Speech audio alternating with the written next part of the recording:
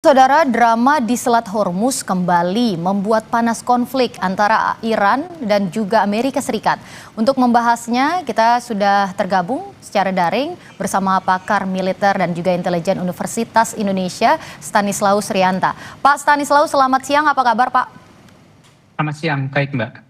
Oke Pak, dengan Tata di studio ya Pak ya. Pak Stanislaus, kita membahas dari kemarin Selat Hormuz ini buka tutup. Kemudian juga yang terbaru Mojtaba Khamenei baru saja menjadi pemimpin tertinggi Iran sejak Maret kemarin. Setelah ayahnya gugur, pernyataan pertamanya yang tegas soal kekalahan telak ini muncul persis nih Pak saat Hormuz ditutup lagi. Menurut Anda ini apakah merupakan sinyal perubahan gaya kepemimpinan atau sekedar kelanjutan doktrin dari ayahnya? Ya, saya kira kalau perubahan gaya kepemimpinan tidak, karena ini sama-sama satu ideologi, satu doktrin ya. Ini saya kira adalah strategi saja untuk menghadapi Amerika yang labil ini, jadi perlu dihadapi juga dengan strategi yang tidak terkesan membuka kerentanan sehingga Amerika bisa main-main lagi. Kalau saya melihat bahwa ini kan sebenarnya memang Iran cukup unggul di Selat Hormuz ya. Amerika belum bisa masuk sampai jauh ke dalam. Amerika masih berada di depan Selat Hormuz di bawah pangkalan di dekat di markasnya di Oman kalau nggak salah itu di pangkalan militernya. Tapi ini buka tutup ini kan yang Amerika menutup supaya tidak bisa masuk, sementara Iran kan tidak bisa mengeluarkan. Jadi ini beda sisi. Nah, kalau saya melihat bahwa ketika nanti benar-benar terjadi serangan Amerika ke Selat Hormuz, ini justru malah keunggulan bagi Iran karena Iran sudah menguasai ini. Sebenarnya Iran sudah menyiapkan semacam killing ground di Selat Hormuz tersebut. Jadi kalau misalnya Amerika nekat akan terjadi seperti itu. Makanya kan sebenarnya Amerika ini kan tarik ulur nih, mau buka tutup dan terakhir kan lihatnya malah membuka untuk kapalnya Cina ini kan. Sebenarnya kan ini menunjukkan bahwa Amerika nggak konsisten dengan strategi mereka atau terbaca. Sementara Amerika ini tidak bisa membaca strateginya Iran. Iran ini salah satu negara yang militer dan intelijennya itu tidak bisa dibaca. Termasuk senjata-senjatanya, pangkalannya itu sulit sekali untuk dibaca. Jadi kalau misalnya kita berperang dalam hukum perang, ketika kita tidak bisa mengenali kekuatan lawan, itu tandanya susah untuk menang. Jadi syarat untuk menang itu kan kenali lawan, kenali musuhmu. Nah kalau misalnya itu tidak bisa dilakukan, maka sangat sulit menang. Dan ini sekarang terjadi pada Amerika. Oke, Pak Stanislaus, kita juga kalau misalnya mau melihat bagaimana posisi antara keduanya, antara Iran dan juga Amerika Serikat begitu. Kalau misalnya kita lihat, mungkin Iran ini lebih gaya polanya lebih ke asimetris. Tapi kalau misalnya dari Amerika Serikat sendiri ini posisinya seperti apa, Pak? Ya, tentu Amerika akan mengunggulkan atau mendorong alutsistanya. Dia memang mempunyai alutsista yang sangat maju. Jadi di dalam global air power Amerika nomor 1 di dunia. Kekuatan militer Amerika, alutsista dan pasukannya itu memang paling unggul di dunia. Tapi dalam suatu perang itu belum jaminan bahwa negara yang mempunyai kekuatan militer paling tinggi, besar seperti Amerika, pasukan yang banyak, senjata yang lengkap, itu belum tentu menang. Kita lihat bahwa Amerika dulu di Vietnam, kemudian di Irak itu kan juga pernah mengalami melakukan pendudukan, kemudian juga di Afghanistan. Tapi tidak semudah itu berperang hanya dengan mengandalkan senjata atau dengan pasukan yang banyak. Iran itu mempunyai kemampuan untuk perang asimetris dengan sangat jago menurut saya, karena dia bisa memanfaatkan komponen-komponen yang tidak dimiliki Iran, termasuk Selat Hormuz. Kemudian Iran juga mempunyai ideologi. Jadi masyarakatnya satu ideologi dengan pemimpinnya sehingga mereka bersatu padu kompak menghadapi ini. Sementara Amerika tidak memiliki ini. Mereka memiliki senjata, mereka memiliki pasukan. Tapi kita lihat beberapa minggu yang lalu pemimpin militer mereka mundur, bahkan diganti. Sementara Kongres kemudian juga kelompok politik di Amerika tidak 100% sepakat untuk perang ini. Bahkan ada yang menyebut bahwa ini perangnya Trump bukan perangnya Amerika. Bahkan ada yang sudah meminta untuk kapan ini selesai. Jadi plus minus sebenarnya Iran unggul dalam asimetris dan dia menang medan, sementara Amerika unggul dalam persenjataan dan jumlah pasukan. Tetapi perang ada di Iran sehingga Iran menguasai wilayah dan ini salah satu poin penting dalam sebuah perang. Oke, Pak Stanislaus, kita juga kembali tadi ke pernyataan Mojtaba Khamenei. Pernyataan ini tuh disampaikan melalui telegram dan dibacakan di media televisi negara. Apakah ini merupakan cara baru Iran berkomunikasi di era perang informasi atau memang ada pesan khusus, Pak, kalau Anda melihat untuk IRGC yang menguasai angkatan laut? Ya, pasti ada pesan khusus juga yang disampaikan. Tapi pesan khusus itu tentu menyampaikannya tidak secara terbuka. Pesan khusus pasti mereka mempunyai kanal-kanal sendiri, apalagi jika ini terkait dengan taktik strategi akan disampaikan di balik layar secara undercover atau secara rahasia dengan sandi bahkan supaya tidak terbaca oleh lawan. Jadi bisa jadi sinyal yang disampaikan tadi itu sebenarnya adalah propaganda. Perang itu kan tidak hanya perang senjata, tapi juga perang uras sara dan propaganda. Amerika menggunakan itu dengan melakukan ancaman-ancaman dan tekanan. Sementara Iran juga menggunakan itu dengan propaganda-propaganda mereka. Dan mereka saat ini terbukti sebenarnya dalam perang propaganda ini, Iran cukup kuat juga ketika dalam ancaman-ancaman Amerika, mereka tidak pernah sekalipun merasa akan mundur atau akan kalah. Sementara Trump berkali-kali mengatakan bahwa perang akan selesai. Dia aja sempat mengatakan bahwa dalam beberapa minggu lagi akan selesai, dia akan mengakhiri perang. Tapi Iran tidak pernah seperti itu. Bahkan dia mengatakan siap untuk menghadapi Amerika. Jadi saya kira dalam perang uras sara propaganda ini Iran lebih unggul, terutama di dalam meyakinkan kepada masyarakatnya untuk menghadapi perang ini. Mereka kompak dalam menghadapi ini. Oke, kalau misalnya propaganda mungkin Iran jauh lebih unggul, tapi Angkatan Laut Iran IRGC ini kan juga dikenal yang tadi seperti Bapak katakan juga dikenal kuat di asimetrisnya warfare-nya seperti kapal cepat, ranjau, drone dan juga rudal anti kapal. Tapi seberapa realistis Pak klaim mereka kekalahan telak terhadap armada Amerika Serikat yang sekarang sudah memasuki alutsista mereka juga seperti USS Gerald Ford, ke Laut Merah, kemudian juga ada yang lainnya untuk memimpin blokade ini Pak? Ya, kapal induk Amerika kan tidak bisa masuk ke Selat Hormuz ya, karena memang ada keterbatasan ukuran dan jarak. Jadi mereka ada di Laut Merah, tetapi itu akan mendekatkan dengan lokasi perang. Nah, sebenarnya kalau kita melihat bahwa ketika Amerika benar-benar ingin perang dengan Iran, mereka kan sebenarnya punya armada udara yang sangat bagus. Kekuatan udara mereka bagus. Mereka punya pesawat tempur. Kenapa tidak dalam bulan-bulan pertama itu mereka lakukan untuk menggempur Iran itu? Tapi kan tidak terjadi. Bahkan di dalam minggu keempat itu beberapa pesawat Amerika jatuh, ditembak oleh peluru kendali oleh Iran. Jadi nampaknya ada keraguan juga sebenarnya saya melihat bahwa Trump akan menggunakan perang terbuka di Iran ini. Karena kalau itu misalnya sudah memang benar-benar Trump ingin melakukan perang terbuka, harusnya pada minggu pertama, minggu kedua itu sudah bisa dilakukan. Dan ketika itu bisa dilakukan dengan armadanya, saya yakin Iran pasti akan kerepotan juga.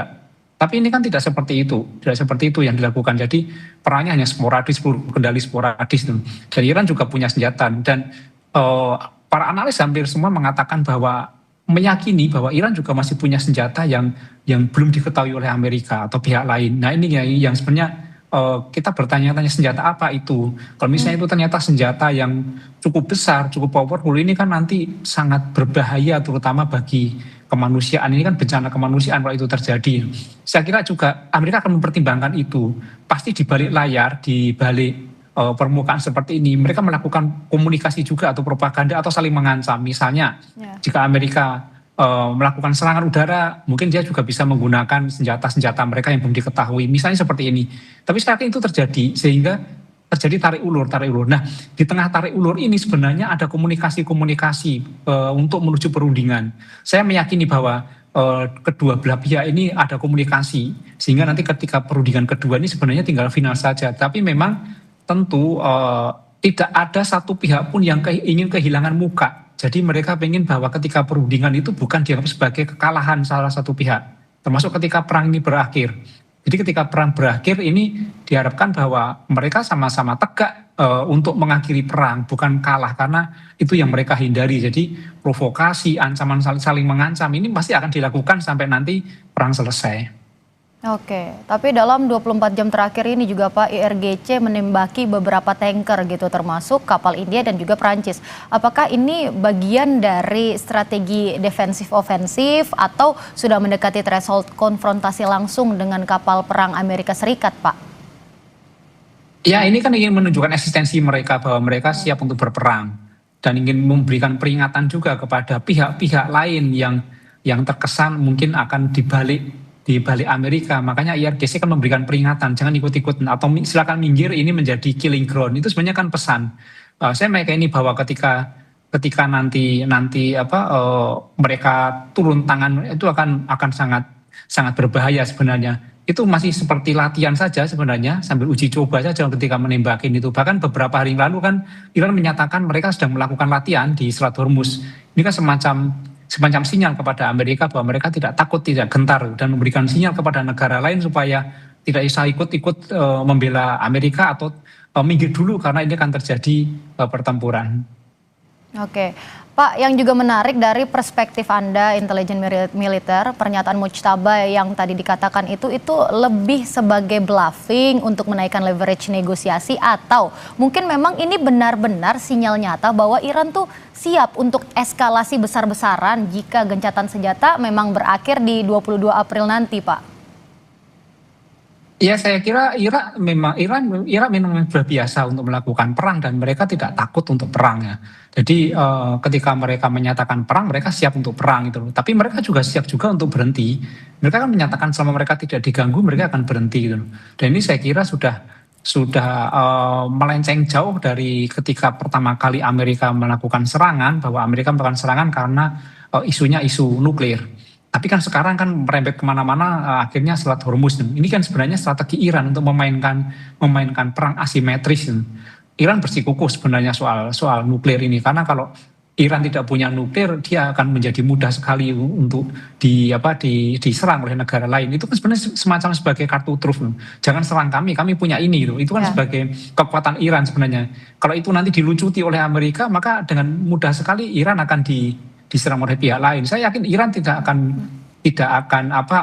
kendor soal nuklir, soal uranium ya, karena itu kekuatan mereka. Kalau misalnya mereka dipaksa untuk itu, pasti tidak akan mau untuk itu. Jadi Iran siap untuk berperang, dan mereka berkali-kali menanggapi ancaman-ancaman mereka juga bukan dengan hanya hal biasa, tapi mereka juga menyatakan siap perang dan mereka melakukan serangan-serangan juga. Saya kira Iran siap. Oke, baik. Dan tentunya juga Pak Stanislaus, ada informasi intelijen bahwa Iran mengaitkan penutupan Hormuz ini dengan konflik di Lebanon dan Irak. Tapi tahan dulu, kita akan bahas seusai jeda, tetap di Breaking News Kompas TV. Kami kembali untuk membahasnya bersama dengan Stanislaus Rianta, pakar militer dan juga intelijen Universitas Indonesia. Pak Stanislaus, kita lanjutkan tadi perbincangan kita sebelum jeda, Pak. Pak, jadi ada informasi intelijen yang mengatakan bahwa Iran ini mengaitkan penutupan Selat Hormuz dengan konflik di Lebanon dan Irak melalui proksinya. Jadi apakah ini menunjukkan Mujtaba sebagai pemimpin baru Iran ini ingin memperluas medan perangnya agar Amerika Serikat itu tidak bisa fokus, Pak, hanya di Selat Hormuz, atau bagaimana? Ya, ini perang antara Amerika dan Iran ini kan memang tidak bisa dibaca bahwa ini adalah perang hanya dua belah pihak. Perang antara Amerika Iran itu banyak aktor-aktor di balik layar, terutama yang paling besar misalnya aktor Israel. Kemudian ada aktor lain juga seperti Cina, Rusia, yang banyak pihak mengatakan bahwa Rusia membantu terkait dengan informasi intelijen, sementara Cina membantu terkait peralatan, terkait drone, navigasi. Dan ini kan sebenarnya kalau misalnya mau menghentikan ini ya ke semua pihak itu diajak. Nah, yang menarik adalah Israel. Israel kan terus melakukan serangan kepada Lebanon dan kemarin melakukan gencatan senjata. Nah, ini ada dugaan bahwa gencatan senjata ini sebenarnya adalah bentuk semacam dukungan atau semacam memberikan kesempatan bagi Iran dan Amerika untuk melakukan perundingan. Karena ketika dalam tengah-tengah perundingan kemudian Israel melakukan serangan kepada Lebanon, pasti Iran akan marah dan tidak akan tercapai kesepakatan. Nah, saya kira itu sebenarnya sinyal-sinyal menuju perundingan di tahap kedua ini sebenarnya pada sebelum gencatan senjata kemarin. Dan saya meyakini bahwa perang tidak akan lama sebenarnya. Ini nanti setelah gencatan senjata ada banyak skenario, kemungkinan mungkin hanya masih ada eskalasi kecil, tetapi perang tidak akan lama. Cuman ini kan sebenarnya bagaimana cara kedua belah pihak ini mempunyai jalan untuk keluar dari perang ini tanpa kalah, tanpa kehilangan muka. Sebenarnya itu yang mereka cari. Jadi supaya tidak kehilangan muka, maka saling mengancam. Tapi saya sepakat bahwa konflik antara Israel dan Lebanon itu tidak bisa dipisahkan antara konflik dengan Amerika dan Iran. Oke, dan juga tinggal 72 jam lagi, Pak, sebelum gencatan senjata berakhir. Jika diplomasi di Islamabad kemarin itu tetap mentok, seberapa besar kemungkinan Amerika Serikat mungkin merespon dengan operasi penyitaan kapal Iran di perairan internasional atau serangan udara terbatas?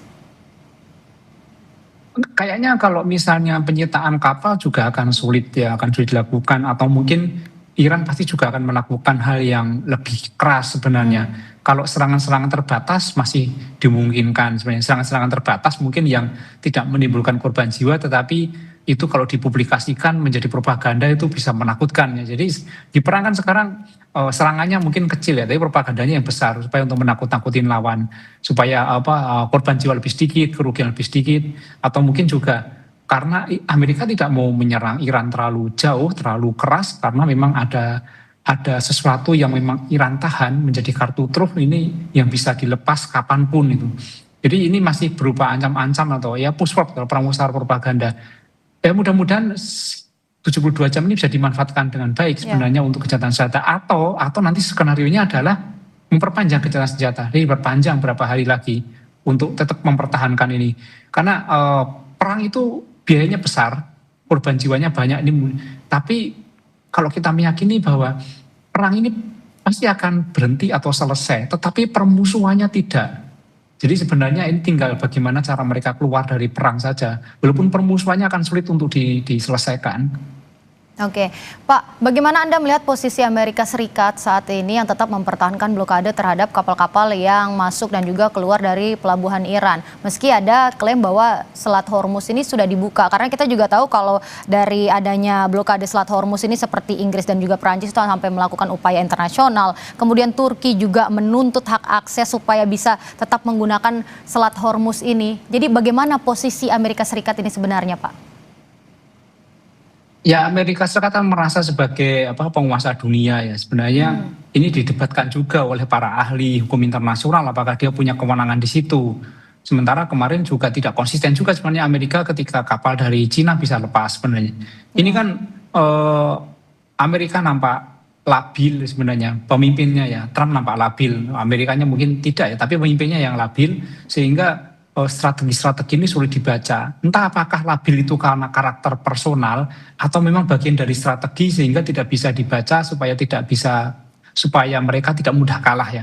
Tapi Selat Hormuz kalau misalnya semakin lama ditutup, semakin lama menjadi tempat perang, kemudian aktivitas tidak bisa lebih bebas seperti dulu.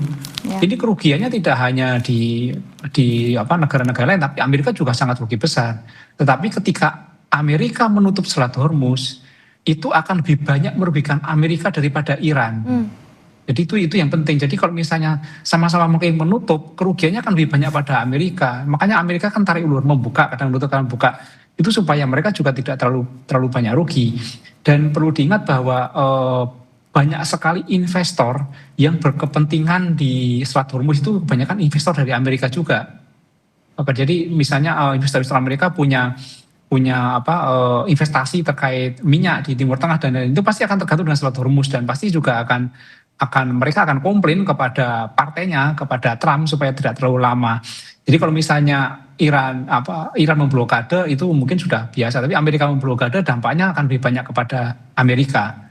Jadi semakin lama Amerika memblokade ini semakin rugi sebenarnya untuk Amerika. Oke, berarti Anda mengatakan bahwa sebenarnya ini kerugian banyak di pihak Amerika, padahal dengan menutup Selat Hormuz ini salah satu tujuan Amerika adalah untuk meluluh lantahkan ekonomi dari Iran. Berarti itu bisa dikatakan tidak tercapai, Pak? Ya kan Iran sudah diblokade selama 40 tahun lebih ya, sudah diembargo, sudah beberapa kali diblokade, diserang, tapi mereka juga masih survive jadi misalnya serangan itu tidak kita bisa ukur hanya misalnya serangan A dengan 10 peluru, serangan B dengan 10 peluru hasilnya sama atau tidak. Tergantung targetnya juga.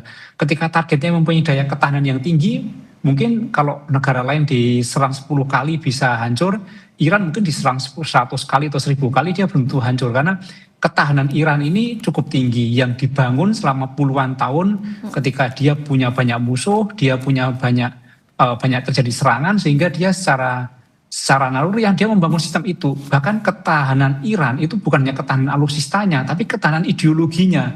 yang mampu menggerakkan masyarakat untuk melawan musuh-musuh mereka, dan ini yang tidak dimiliki oleh Amerika sebenarnya.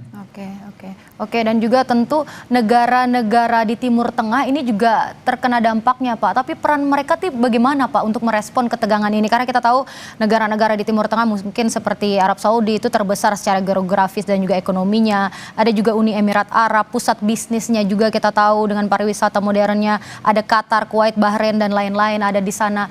Peran mereka nih bisa seperti apa Pak dari adanya ketegangan ini so far? Ya ini menjadi anomali ya.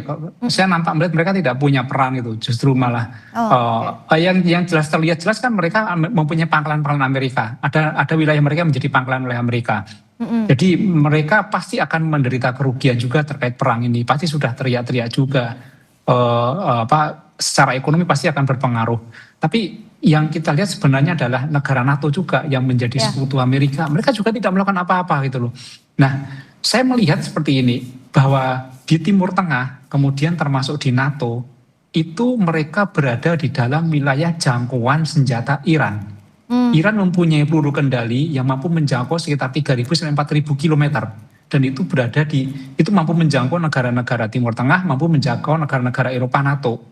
Jadi ketika mereka nanti ikut membela Amerika, Iran bisa saja melepaskan senjata ini, meluncurkan senjata ini, dan pasti akan berdampak buruk bagi negara-negara yang membela. Makanya kita lihat bahwa akhirnya Amerika tidak ada yang melakukan pembelaan secara terbuka, secara terang-terangan akan membela Amerika, kecuali Israel ya. Kecuali Israel itu tidak ada.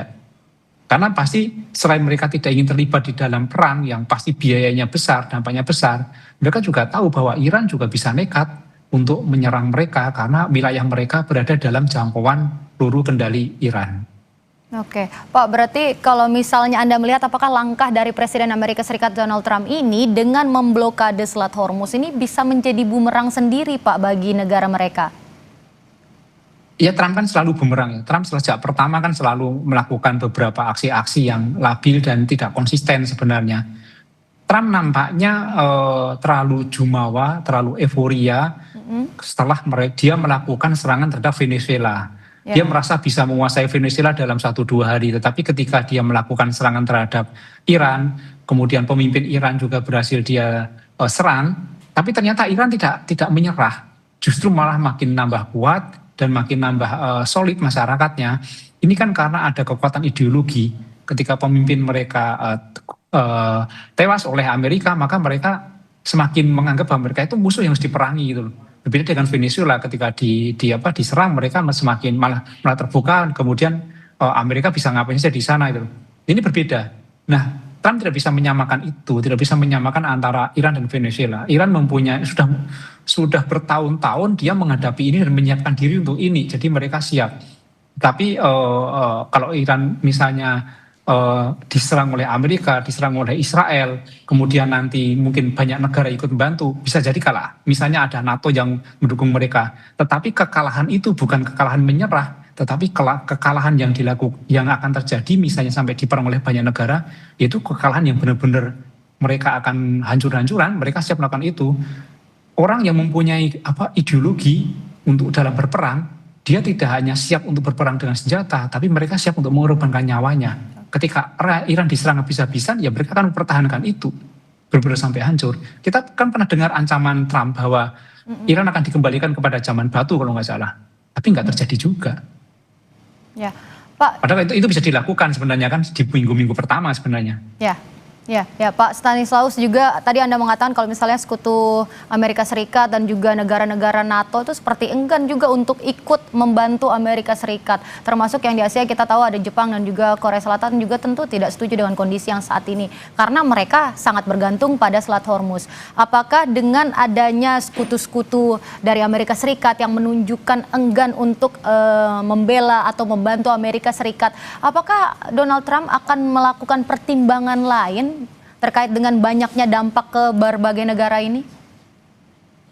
Ya, sebenarnya banyak negara juga bertanya-tanya sebenarnya alasan apa ketika Amerika menyerang Iran dan Iran harus dimusuhi di perang itu kan sebenarnya alasan apa, alasan kuatnya apa kan belum kuat sehingga mereka tidak membantu. Saya kira kalau alasannya kuat dan itu memang Iran menjadi ancaman dunia, mereka akan membantu. Terus selama ini kan Iran ya mengakui bahwa memang dia mempunyai uranium, tetapi kan mereka mengklaim bahwa uranium itu untuk kemanusiaan, bukan untuk senjata. Nah, selain negara-negara tidak mempunyai alasan yang kuat, saya yakin bahwa dengan situasi seperti ini, orang sudah negara-negara sudah tidak mau perang secara terbuka seperti itu. Kerugiannya banyak, biayanya banyak, kemudian perang ini untuk siapa gitu loh. Ini kan tidak jelas perang itu siapa. Apakah untuk dunia, untuk perdamaian dunia, apakah untuk Amerika, apakah untuk Trump, atau untuk Israel. Nah, ketika perang ini ternyata adalah untuk pihak-pihak yang tidak mengarah kepada perdamaian dunia, tentu mereka tidak mau. Sama seperti Indonesia sebenarnya, kita di konstitusi kan sebenarnya kita harus mendukung perdamaian dunia, mendukung kemanusiaan. Makanya ini cukup berbahaya, riskan untuk memasuk ke dalam salah satu pihak sebenarnya. Yang didukung oleh banyak pihak itu tentu yang didukung adalah terwujudnya perdamaian dunia, bukan mendukung salah satu pihak untuk berperan dan mengalahkan pihak lain. Oke, dan juga tadi Bapak sempat menyebut terkait uranium ya Pak ya. Uranium kita tahu kalau misalnya tadi Iran seperti yang Anda katakan untuk perdamaian dunia dan tidak akan kemana-mana kalau Iran mengatakannya. Tapi Amerika Serikat sangat ingin untuk menguasai uranium tersebut. Namun yang kita pertanyakan sekarang bagaimana dengan posisi Israel? Bagaimana Israel melihat uranium ini Pak? Sebenarnya kan Israel punya doktrin keamanan yang unik ya. Doktrin Israel itu bukan hanya seperti negara-negara lain yang mereka aman kalau tidak punya musuh ya. Doktrin Israel itu kan mereka aman kalau pihak lain tidak punya senjata. Makanya dia kan di balik layar ini kan beberapa informasi mengatakan bahwa sebenarnya di balik perang ini kan adalah Israel yang mendorong Amerika untuk menyerang Iran supaya nuklir Iran atau uranium Iran itu menjadi lumpuh. Itu yang diinginkan Israel supaya dia aman gitu loh. Tapi kita juga tahu bahwa beberapa informasi menyebutkan Israel juga memiliki itu. Paling tidak Israel juga punya kepentingan terhadap nuklir. Tapi apakah Amerika memperlakukan hal yang sama kan tidak itu loh. Jadi sebenarnya kalau soal nuklir yang terancam itu sebenarnya bukan dunia, bukan Amerika, tetapi ini sebenarnya kan Israel. Kalau Israel lah kemudian yang mendorong Amerika untuk melakukan itu. Oke, berarti Anda melihat mungkin apakah Israel mempunyai strategi tersendiri terkait dengan uranium ini, Pak? Ya pasti Israel menginginkan bahwa fasilitas-fasilitas uranium di Iran itu bisa mereka kuasai atau bisa mereka lumpuhkan. Karena dengan itulah Israel akan menjadi aman. Amerika kan menuju ke sana kan. Tapi kan itu sebenarnya niat awal yang dilakukan Amerika ketika menyerang Iran. Tapi akhir-akhir sampai kesini Iran ternyata tidak kekeh di situ, tidak menjadikan bahwa pangkalan uranium itu menjadi COG-nya, center of gravity-nya, sekarang malah bergeser ke Selat Hormuz. Walaupun ada pihak lain yang mengatakan bahwa ini sebenarnya menggeser Amerika gitu loh, karena Amerika akan menggeser area perangnya, kan mereka tidak mau di darat. Kan berkali-kali Amerika mengatakan akan meluncurkan pasukan udaranya, Linutnya, kemudian akan melakukan penyerbuan pantai, tapi tidak dilakukan gitu loh. Karena kalau itu dilakukan, Iran sudah menyiapkan milisinya 1 juta, mereka mengklaim 1 juta milisi siap menghadapi itu. Dan pasukan Linut pun berbahaya sebenarnya ketika mereka turun dari atas, disambut dari bawah, dan Linut itu tidak bisa membawa senjata berat, senjatanya ringan. Jadi mereka siap menyambut. Makanya Amerika juga nampaknya mau menggeser pertempuran ke laut. Harapannya ketika di laut, perang alutsista itu Amerika bisa unggul. Tapi pasukan Iran kan juga punya armada-armada laut yang cukup kuat, termasuk Ranjo, kemudian drone bawah laut, yang itu menjadi ancaman serius juga bagi Amerika. Jadi ini semacam labil, semacam gonta-ganti strategi, karena Amerika tidak tahu sebenarnya apa senjata yang dimiliki oleh Iran dan bagaimana strateginya. Makanya berubah-ubah. Seandainya Amerika mengetahui detail senjatanya, mengetahui detail pasukannya, seperti ketika Amerika mengintai Venezuela, itu sebenarnya seminggu selesai itu. Tapi kan karena Iran tidak seperti itu. Oke, dalam situasi ini Pak Stanislaus, Anda melihat apakah Iran berada dalam posisi tertekan atau mungkin malah sebaliknya? Tapi kita akan bahas seusai jeda, tetap di Breaking News Kompas TV. Pak Stanislaus, tadi kita terakhir membahas tentang bagaimana sebenarnya posisi Iran saat ini. Apakah dengan situasi saat ini dengan Amerika Serikat yang masih terus bergejolak, apakah sebenarnya Iran ini berada dalam situasi yang tercekik atau malah sebaliknya? Ya kalau saya lihat kalau tercekik tidak ya. Kalau apakah bahasanya kritis saya kira tidak, tetapi memang perang itu membuat situasi tidak baik-baik saja. Oke. Pasti ada situasi yang mereka akan berubah dari normal menjadi tidak normal, menjadi semacam darurat atau kritis ya. Tapi saya kira kritisnya Iran itu bukan berarti dia akan nanti menyerah kalah atau mereka akan hancur. Mereka mempunyai ketahanan yang tinggi. Jadi mereka punya banyak senjata, sebenarnya punya banyak senjata asimetris termasuk drone, kemudian mereka bisa menggunakan Selat Hormuz, mereka bisa menggunakan kekuatan-kekuatan ideologi mereka itu untuk untuk membuat gentar lawan sebenarnya dan menarik perhatian pihak lain.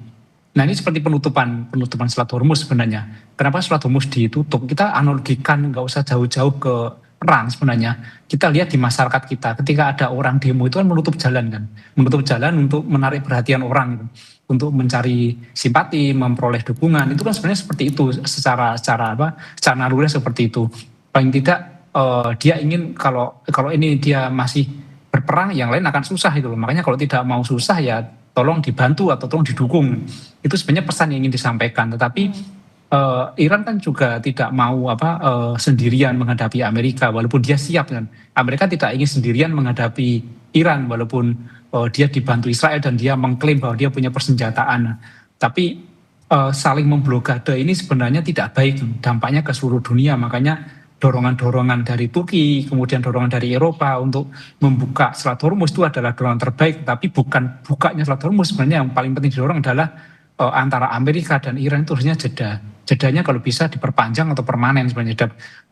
Terserah masih mau bermusuhan atau apa, yang penting jeda itu sebenarnya untuk membuka Selat Hormuz dan tidak menciptakan korban baru, termasuk korban dari dampak ekonomi yang seperti kita juga pasti mulai merasakan hal itu.